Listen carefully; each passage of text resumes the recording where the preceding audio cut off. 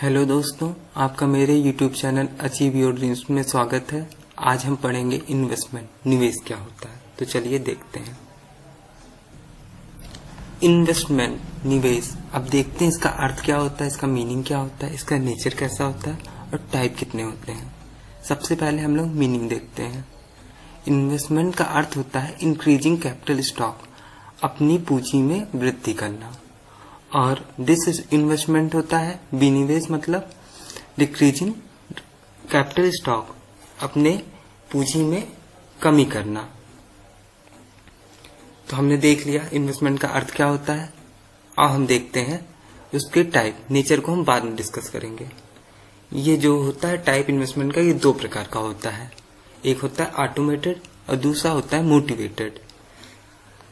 Automated को हिंदी में बोलते हैं स्वायत्त और मोटिवेटेड को हिंदी में बोलते हैं प्रेरित।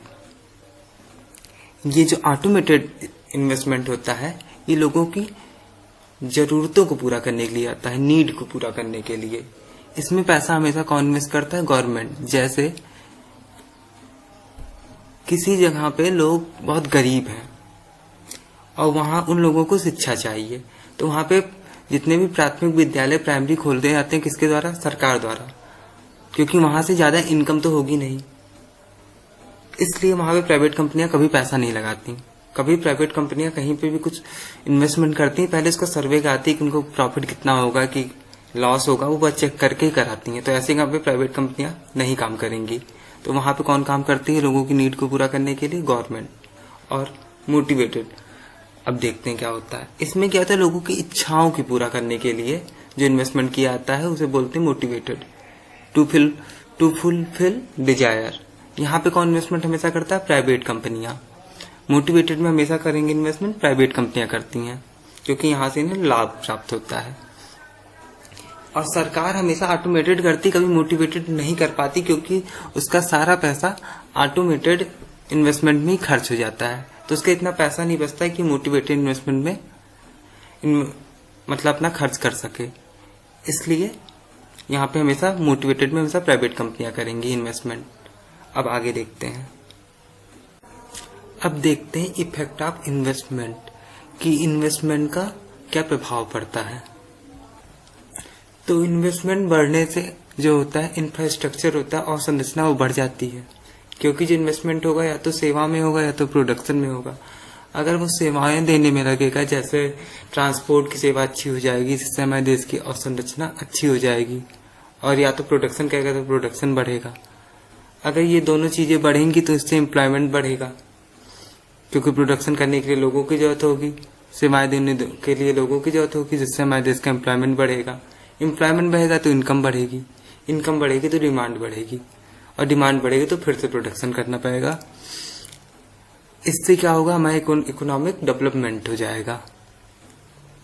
अब देखते हैं इसको प्रभावित करने वाले कारक कौन कौन से होते हैं, क्या क्या चीजें इन्वेस्टमेंट को प्रभावित करती हैं। इन्वेस्टमेंट को सबसे ज्यादा प्रभावित कर लोगों की सेविंग। जितनी लोगों का सेविंग होगी उतनी ही वो इन्वेस्टमेंट कर सकते रहेंगे। इंफ्रास्ट्रक्चर ये भी प्रभावित करता है। अगर किसी भी जगह पे वहां का की और संरचना अच्छी है, वहां पे ट्रांसपोर्ट अच्छा, हर कोई अच्छा है, तो वहां पे सभी कंपनियां इन्वेस्टमेंट करना चाहेंगी। जैसे अगर कहीं पे कन्वेंस ही नहीं, आने जाने का रास्ता ही नहीं सही है, तो वहां पे कोई भी कंपनी इन्वेस्टमेंट नहीं करना चाहेगी। और सेकंड है गवर्नमेंट पॉलिसी, सरकार की नीतियां भी प्रभाव डालती हैं इन्वेस्टमेंट पे। फिर स्टेबिलिटी, की वहां पे कितनी स्टेबिलिटी है, ये भी डिपेंड करती है कि वहां पे इन्वेस्टमेंट करने से कितने दिन तक उस चीज की डिमांड बनी रहेगी। और फ्रेंडली ब्यूरोक्रेसी, मतलब जैसे कोई सरकार है वो कितनी फ्रेंडली है, मतलब आपको करना बिहार में इन्वेस्टमेंट, वहां पे आप जा रहे हैं, वहां पे वो आपसे सही से बात नहीं कर रही वहां की गवर्नमेंट, तो वहां पे कोई भी इंसान इन्वेस्टमेंट करना नहीं चाहेगा। जहां पे भ्रष्टाचार होगा वहां पे कोई भी करप्शन नहीं करना चाहेगा। और सातवां है सिक्योरिटी, सुरक्षा। जैसे कोई नक्सलाइड एरिया में इन्वेस्टमेंट नहीं करना चाहता, क्योंकि वहां पे सुरक्षा की कोई गारंटी नहीं है, इसलिए ऐसी जगह पे भी इन्वेस्टमेंट लोग नहीं करते। तो ये सब फैक्टर जो है वो इन्वेस्टमेंट को प्रभावित करते हैं।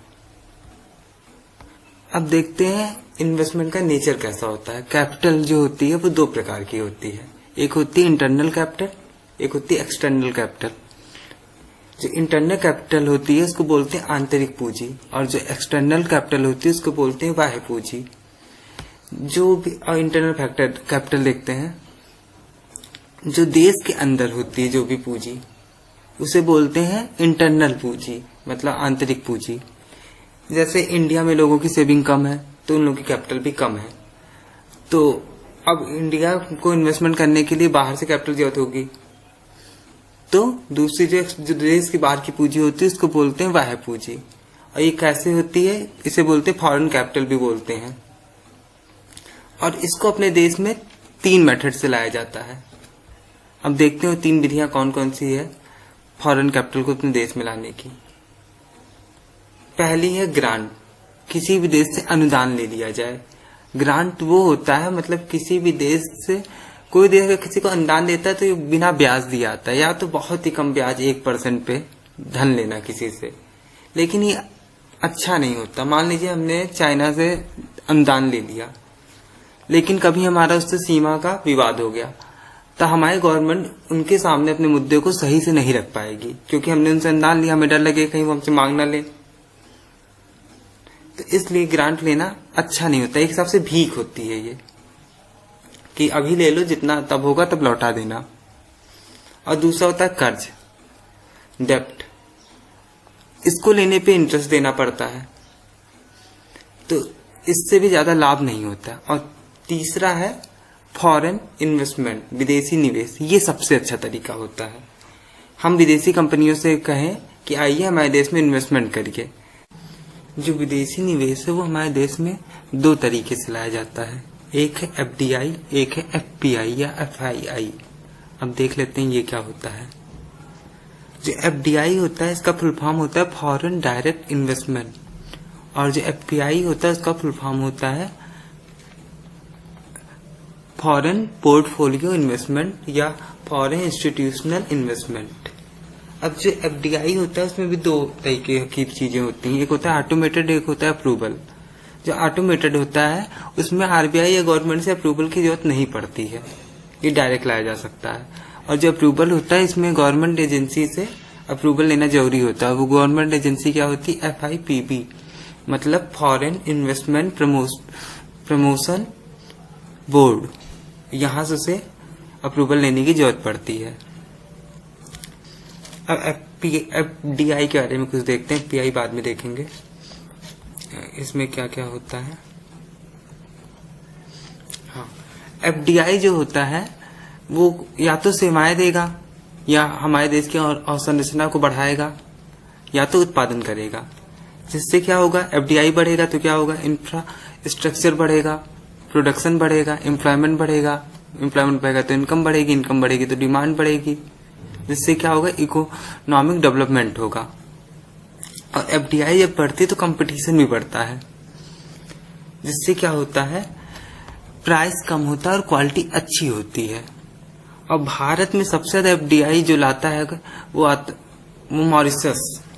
मॉरिशस देश से सबसे ज्यादा फॉरेन डायरेक्ट इन्वेस्टमेंट आता है।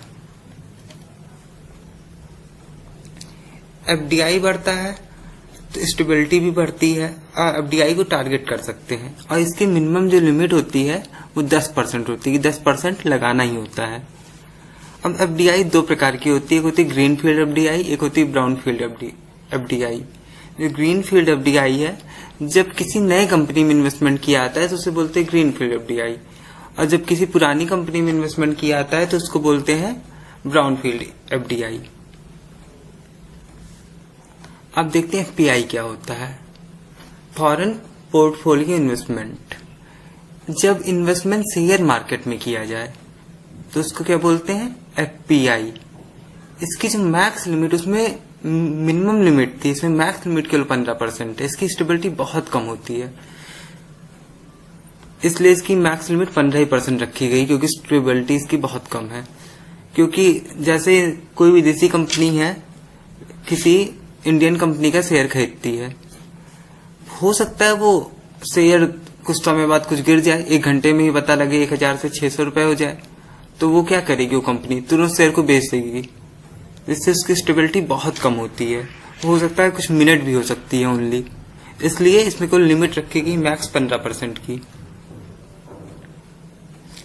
एफडीआई में एक टर्म आता है DTAA, इसका फुल फॉर्म है डबल टैक्सेशन अवॉइडेंस एग्रीमेंट, यानी दोहरा कर निषेध संधि। जैसे आप इसको समझते हैं, जैसे इंडिया और जापान है, इंडिया जापान के बीच ऐसी कोई संधि नहीं हुई है, तो यहाँ से जब यहाँ पे कोई इन्वेस्टमेंट जाता है तो यहाँ पे भी टैक्स लगेगा और यहाँ पे भी टैक्स लगेगा, यानी 2 बार टैक्स देना पड़ेगा, एक बार यहाँ पे एक बार यहाँ पे। और ऐसे जब जापान से कोई इन्वेस्टमेंट इंडिया आएगा तो वहां पे भी 2 बार टैक्स लगेगा, एक बार यहाँ पे और एक बार यहाँ पे। लेकिन जो जापान और मॉरिशस है, इसके बीच एक सिंगल पॉइंट टैक्स साइन हुआ है। तो इसमें ये होता है कि इसमें जब जापान से मॉरिशस कोई इन्वेस्टमेंट आता है तो केवल एक जगह टैक्स देना होगा, यहाँ पे। और जब मॉरिशस से कोई जापान जाएगा, मॉरिशस से कोई इन्वेस्टमेंट जापान जाएगा तो कहाँ टैक्स देना पड़ेगा? केवल एक जगह, यहाँ पे। तो यहाँ पे केवल एक जगह टैक्स लगता है और यहाँ पे 2 जगह। और जैसे इंडिया और मॉरिशस है, इसके बीच में DTAA साइन हुआ है, यानी इंडिया से जब इन्वेस्टमेंट कोई मॉरिशस जाएगा तो कोई टैक्स नहीं देना पड़ेगा, और जब मॉरिशस से कोई इन्वेस्टमेंट इंडिया आएगा तब भी कोई टैक्स नहीं देना, यानी इन दोनों के बीच में कोई टैक्स नहीं लेना देना पड़ता। तो इससे क्या होता है, जैसे जापान की कंपनी है, उसको कोई इन्वेस्टमेंट करना है इंडिया में, तो उसको यहाँ पे 2 जगह टैक्स देना पड़ेगा, यहाँ पे भी यहाँ पे भी। तो वो क्या करती है कि वो पहले अपना इन्वेस्टमेंट मॉरिशस में लाती है, और मॉरिशस क्योंकि उसे यहाँ पे केवल एक जगह टैक्स देना पड़ेगा और मॉरिशस से इंडिया कोई टैक्स नहीं लगता, फिर वो इंडिया में इन्वेस्टमेंट करती है। तो इससे इंडिया को घाटा होता है। अब देख लेते हैं DTAA क्या होता है। जब इन्वेस्टमेंट बढ़ाने के लिए कोई देश एक ऐसी संधि करे कि जिसमें इन्वेस्टमेंट एक कंट्री से दूसरे कंट्री में चाहे जितना आए पर कोई कर ना देना पड़े, तो उसको क्या बोलते हैं? कर निषेध, दोहरा कर निषेध संधि। उसको क्या बोलेंगे? दोहरा कर निषेध संधि। अब अब यहाँ पे एक चीज हमने देखा था कि जापान से कोई भी जब इन्वेस्टमेंट भारत में आना होता था तो पहले वो मॉरिशस में इन्वेस्टमेंट करता था, फिर इंडिया में करता था। तो इसको रोकने के लिए एक रूल लाया गया था, इसका नाम था GAAR, जिसका फुल फॉर्म होता था जनरल एंटी अवॉइडेंस रूल, यानी एक ऐसा रूल जो गलत तरीके से आने वाले इन्वेस्टमेंट को रोकेगा। लेकिन ये अभी तक इम्प्लीमेंट नहीं हुआ है। अब वर्ल्ड में कुछ क्रेडिट रेटिंग एजेंसियां होती हैं, उनको भी देख लेते हैं ये क्या होती हैं। ये किसी भी पर्सन, ऑर्गेनाइजेशन, स्टेट या कंट्री के लोन लेने और उसे रिपे करने की कैपेसिटी का मूल्यांकन करती है। तो ऐसी ही कंपनी है S&P, standard and poor and Fitch. ये जो दोनों एजेंसियां हैं, ये दोनों अमेरिका की हैं, USA की एजेंसियां हैं। ऐसे ही भारत में भी कुछ एजेंसियां, उनको भी देख लेते हैं। जो इंडिया की क्रेडिट रेटिंग एजेंसियां हैं उनका नाम है, एक का नाम है क्रिसिल, यानी CRISIL। इसका फुल फॉर्म है credit rating information services India limited. और दूसरी है केयर, जिसका फुल फॉर्म है credit analysis and research enterprises. और तीसरी है सिबिल, जिसका फुल फॉर्म है credit information bureau India limited. और चौथी इकरा, जिसका फुल फॉर्म है investment and credit research agency. अब इंडिया के स्टॉक एक्सचेंज के बारे में देख लेते हैं। इंडिया में 2 स्टॉक एक्सचेंज है। एक है BSE, जिसे बोलते हैं बॉम्बे स्टॉक एक्सचेंज। ये इंडिया का सबसे पुराना स्टॉक एक्सचेंज है। इंडिया का ही नहीं, ये पूरे एशिया का सबसे पुराना स्टॉक एक्सचेंज है। और जो इसका शेयर इंडेक्स होता है उसको सेंसेक्स कहते हैं। ये सेंसेक्स 2 शब्दों से मिलकर बना होता है, एक होता है सेंसिटिव और दूसरा इंडेक्स। और इसमें क्या होता है, सेंसेक्स क्या होता है, ये जो कंपनियां, ये स्टॉक एक्सचेंज होता है, इसके अंदर लिस्टेड 30 टॉप कंट्रियों के शेयर के में जो बढ़ रहे हैं कि घट रहे हैं, उसकी रेटिंग जो होती है उसको दर्शाया जाता है। और ऐसे ही इंडिया का सबसे बड़ा स्टॉक एक्सचेंज जो है, ये सबसे पुराना है BSE, और सबसे बड़ा जो है वो NSE है, जिसका फुल फॉर्म है नेशनल स्टॉक एक्सचेंज। इसके सूचकांक को, इसके शेयर सूचकांक को निफ्टी कहा जाता है। इसको थर्मामीटर ऑफ इंडियन इकोनॉमी भी कहते हैं। और ये जो है वो 2 शब्दों से मिलके बना है, एक है नेशनल, एक है 50। और निफ्टी जो है ये इसमें लिस्टेड 50 टॉप कंपनियों के आंकड़े को जारी किया जाता है कि उनके शेयर के मूल्य कितने बढ़े या घटे, उसकी रेटिंग की जाती है। अब देख लेते हैं ये ब्लू चिप कंपनी क्या होता है। ऐसी कंपनी जो करंट में प्रॉफिट में और भविष्य में भी प्रॉफिट कमाने की उम्मीद हो, उसको बोलते हैं ब्लू चिप कंपनी। मतलब इसका शेयर प्राइस हमेशा बढ़ रहा हो और भविष्य में भी बढ़े। जैसे इसका एग्जांपल है एप्पल, गूगल। ऐसी कंपनियों को बोलते हैं ब्लू चिप कंपनी। अब देखते हैं एफपीआई क्या होता है या एफआईआई। शेयर मार्केट में इन्वेस्टमेंट करना कहलाता है एफपीआई। अब ये 3 प्रकार के होते हैं, एडीआर, जीडीआर, आईडीआर। इसका फुल फॉर्म एडीआर का अमेरिकन डिपोजिटरी रिसिप्ट, जीडीआर का ग्लोबल डिपोजिटरी रिसिप्ट, आईडीआर का इंडियन डिपोजिटरी रिसिप्ट। अब ये एडीआर क्या होता है? जब कोई Indian company American stock exchange में लिस्टेड हो, मतलब वो अमेरिकन स्टॉक एक्सचेंज में इंडियन कंपनी लिस्टेड हो और अमेरिका के लोग उस इंडियन कंपनी के शेयर को खरीदें, तो उससे जो पैसा इंडिया आता है उसे बोलते हैं एडीआर। ऐसे ही ग्लोबल डिपोजिटरी रिसिप्ट, इसमें जो होता है वर्ल्ड का कोई भी एक्सचेंज हो, स्टॉक एक्सचेंज, वहां पे कोई इंडियन कंपनी लिस्टेड हो और वहां पे के लोग, मतलब पूरे विश्व के लोग इंडिया के शेयर को, इंडिया की कंपनी के शेयर को खरीदें, तो उससे जो इंडिया में पैसा आता है उसको बोलते हैं जीडीआर। अब देखते हैं आईडीआर क्या होता है। जैसे इसमें कोई भी विदेशी कंपनी इंडियन स्टॉक एक्सचेंज में लिस्टेड हो, वर्ल्ड की कोई भी कंपनी, और वो जब इसमें भारतीय लोग उसमें इन्वेस्ट करें, तो इससे जो पैसा हमारे देश के बाहर जाता है, उस समय पैसा अंदर आता था और इसमें देश का पैसा बाहर जाता है, तो इसको बोलते हैं आईडीआर। एडीआर में पैसा आता है, जीडीआर में पैसा आता है, लेकिन आईडीआर में पैसा बाहर जाता है। अब देखते हैं भारत में सबसे ज्यादा इन्वेस्टमेंट करने वाले देश कौन है। मॉरिशस है सबसे पहला। मॉरिशस क्यों है? क्योंकि वहां पे कोई भी, वहां से हमारा एक DTAA साइन हुआ है, जिससे सभी कंपनियां पहले मॉरिशस में आती हैं, इन्वेस्टमेंट करती हैं, मॉरिशस से आके इंडिया में करती हैं। इस वजह से मॉरिशस का इन्वेस्टमेंट सबसे ज्यादा है इंडिया में। उसके यूएस का है, फिर यूके का है। अब विश्व में एफडीआई को सबसे ज्यादा अट्रैक्ट करने वाला देश जो है यूएसए है, और पहले नंबर पे और 11वें नंबर पे अपना इंडिया आता है। अब एफडीआई की लिमिट इन डिफरेंट सेक्टर में देख लेते हैं। जैसे एफडीआई की लिमिट एग्रीकल्चर में, कृषि में 100% है, एनिमल हस्बेंड्री में 100% है, पशुपालन में, माइनिंग खनन में 100%, पेट्रोलियम एंड नेचुरल गैस में 49%, डिफेंस में 100%, प्रिंट मीडिया में 26%, सिविल एविएशन में 100%, एयरपोर्ट में 100%, टेलीकॉम में 100%, ई कॉमर्स में 100%, और सिंगल ब्रांड रिटेल में 100%, मल्टी ब्रांड रिटेल में 51%, रेलवे इंफ्रास्ट्रक्चर में 100%, क्रेडिट इंफॉर्मेशन कंपनी में 100%, इंश्योरेंस में 49%, पेंशन में 49%, पावर एक्सचेंज में 49%, फार्मा में 100%, और भारत में सबसे ज्यादा एफडीआई सर्विस सेक्टर से आती है, और उसमें भी कंस्ट्रक्शन एंड डेवलपमेंट, मतलब यानी रियल एस्टेट से, जो जमीन वाला होता है, लैंड मतलब भू संपदा से आती है।